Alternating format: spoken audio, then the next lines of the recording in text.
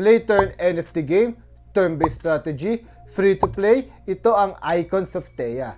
Hi guys, I'm Jan aka Soral for your NFT play to earn reviews. Don't forget to like, share, subscribe, at hit that notification bell for more updates. Kaya, let's go! Let's check itong teaser video ng Icons of Theia.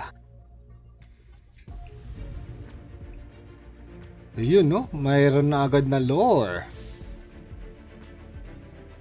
Okay. These powerful humans are called the Icons. Okay. So, meron pala dito choosing your side. Mga clans, guys. Mga clans ito.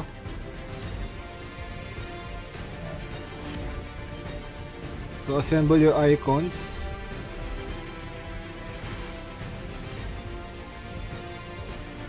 So, ito yung parang mga heroes nila which will fight for the glory of Theia. Ayun o.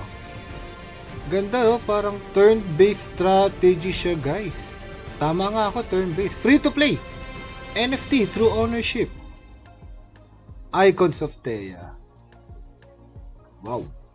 Wow. So, check the website, iconsoftheia.com.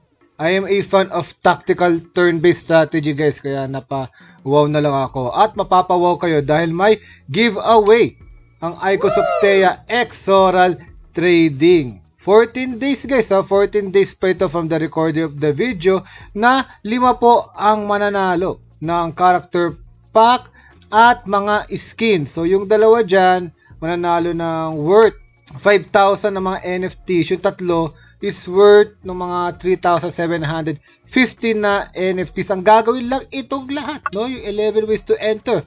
Follow and retweet nila sa Twitter, join their Discord server, sa Telegram, tag 3 friends sa Twitter, visit yung kanilang YouTube, Facebook, Instagram, pati newsletter, at habang nagre-refer kayo, magkakaroon kayo ng extra entries. Buti pa kayo. Kaya itry nyo na. Libreng-libreng sumali. At syempre, papakita ko rin yung ano ba ito, bakit interesting for me because this is a turn-based strategy nga, and titingnan din natin yung laman ng kanilang website, pati pitch deck. Follow nyo muna sila pala dito sa kanilang Twitter at Icons of Theia, pati join their Discord community. Lahat ng links yan ay ilalagay ko below. So yung gumawa nito is from the makers of Draft Buff, no? Pwede yung makita yan as their portfolio in making games. Turn-based combat siya, powerful icons, ito yung parang mga heroes natin, and write your legacy. So ito yung mga sample ng mga heroes nila.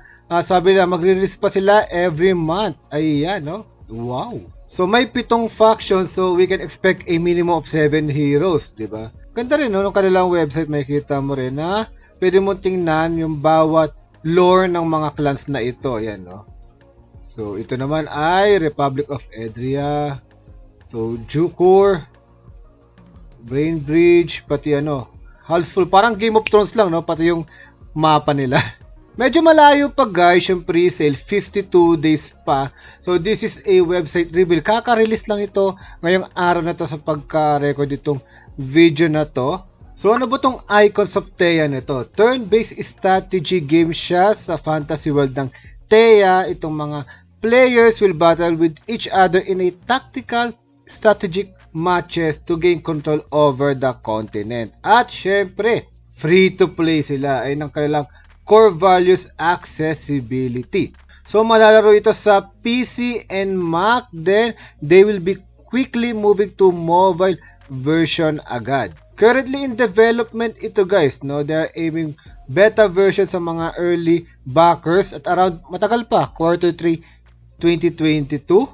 Kaya follow nyo talaga sila sa Twitter, Discord at Telegram for more updates. At kung content creator ka, message nyo lang sila dito. Ang malupit doon, no? It is a mix of LOL, Final Fantasy Tactics, and chess. Alam nyo guys, no? One of my favorite. Top 1 ko yan. Final Fantasy Tactics, walang biro. Sa best game sa PlayStation 1 para sa akin. So, para siyang kuhaan ng base pero turn-based. Ayan, pwede sa akin. So yun nga, no? Around 20 playable icons pala. Tama yung ating hula na minimum of 7. And will be released 2 to 3 each quarter. Walang pay-to-win components ito kahit na bumili ng mga skin kasi that is purely cosmetic lang daw. And they will release additional maps or different maps para sa different strategies at play style. So bakit daw sa blockchain? Siyempre naniniwala sila sa decentralization because it creates true ownership. And it creates incentives that enable a stronger, more robust ecosystem. Magkakaroon din ng incentives through token, and a blockchain game can reward meaningful user participation. So, i-release pa lang nila kung saang network ba to. Hindi pa natin alam kung Binance Smart Chain ba to, Polygon, Immutable X, sana sa mga lesser gas fee or no gas fee at all na blockchain. First NFT sila ay they are planning to sell on January. More details will be announced soon. At walang magiging public token sale. Tama sila dito. Usually ng mga nagra-rug pool ay yung merong coin muna. Okay, kaya gusto nila long term. They want product first. They want this to build a fun, rewarding game. Kaya kung naghanap kayo ng quick money scheme or short-term vision nyo, I highly suggest this is not the game for you. So here it is, their pitch deck. Ayan. So they're building this on a Web 3.0. Core value sila, fun, rewarding, community, strategic, competitive, pati accessible. Kaya they are promoting free to play. Virtual turn-based strategy game, which is pabor-pabor talaga sa atin to. At yung nga katulad ng League of Legends or Dota, the goal is to destroy the enemy tower. So magkakaroon ng guild and faction wars. Yung guilds are group players that buy a franchise spot to compete as a team. Tapos yung mga faction wars daw ay 2-month long seasons. At they're planning to have a esports tournament as well. So meron silang 2 innovative reward system. Play to earn and create to earn. So play to earn by completing quests, account leveling, unlocking achievements, faction wars, pati mga esports tournament. Sa create to earn, by creating content, magkakaroon ka ng tokens. Pag naboto pa yan ng mga community as a favorite content, magkakaroon ka rin ng tokens. And syempre, yung mga creators are rewarded accordingly. Yung ecosystem nila is built on play to earn and create to earn nga. Pati yung pagkakaroon ng mga faction wars or esports and competition. Ito yung NFTs overview. Ito yung expect natin sa icons, skin, sigils, no? Meron din silang NFT na sigils, pati sigil forge, which is ang makikreate is yung team, halos lahat do sa outside artist, maliban sa sigil force. Makakuha nyo sila lahat yan via marketplace. Sa game shop, hindi kasama ang sigil. For crafting, sigil lang ang pwedeng makraft. Unique attributes, yung history and progression daw. Lahat ng NFTs na yan ay may unique identity and history or tinatawag natin lore.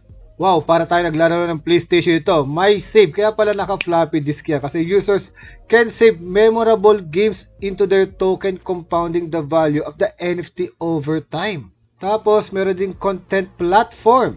It encourages artists to create NFTs to receive royalties as well. Wider variety content with minimal investment from the TIA team.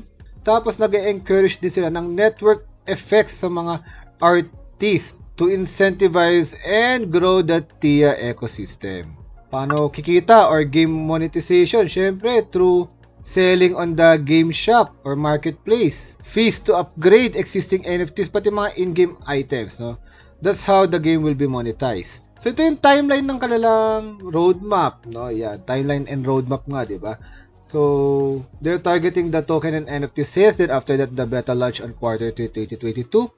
Public launch will be Q4 2022, and on 2023 pa yung mga guild and faction wars, pati create to earn, pati governance. Their long-term vision, yung mga additional games and format like Search and Destroy, King of the Hill, multiplayer strategy games, sandbox mode, pag-create ng mga building blocks for new user-generated game formats and maps, turn user-generated map into NFTs, at pag-reward sa mga creation nga sa paggawa ng mga game maps. Then, new monetization model like Battle Pass subscription and other user personalization. Then, for the studio's hard tech, pag-decentralize ng mga in-game assets by artists and creators, blockchain event listener and processor to AWS event bus, then daily airdrop based on users' behavior. Team Docs po sila. Nandito ang kanilang mga devs, mga gumawa ng draft buff with experience for Amazon, Google, diba? So yun dyan, hindi po avatar or cartoon yung kanilang picture dito, pati yung kanilang key investors as well. Ito yung magiging allocation ng kanilang token. So we can check this on the next video na siguro when we discuss yung white paper talaga na very detailed. At ang kanilang distribution as well. So yun guys yung Icons of Thea, no? On my opinion, excited ako kasi fan ako ng turn-based strategy. Alam niyo naman, ang hinahanap ko talaga is laro. Then, kung magaling tayo doon, kikita lang tayo along the way. Kumbaga, nag-enjoy ka na, kumita ka pa. Yun ang aking tinatarget. Wala pa tong investment, di pa natin alam kung magkano.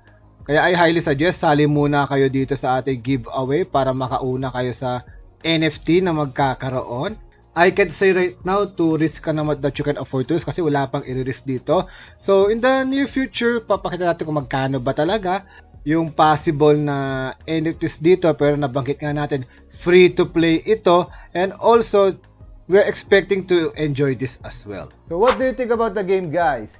Comment down below, but don't forget to like, share, subscribe. Hanggang sa muli, guys. Babu!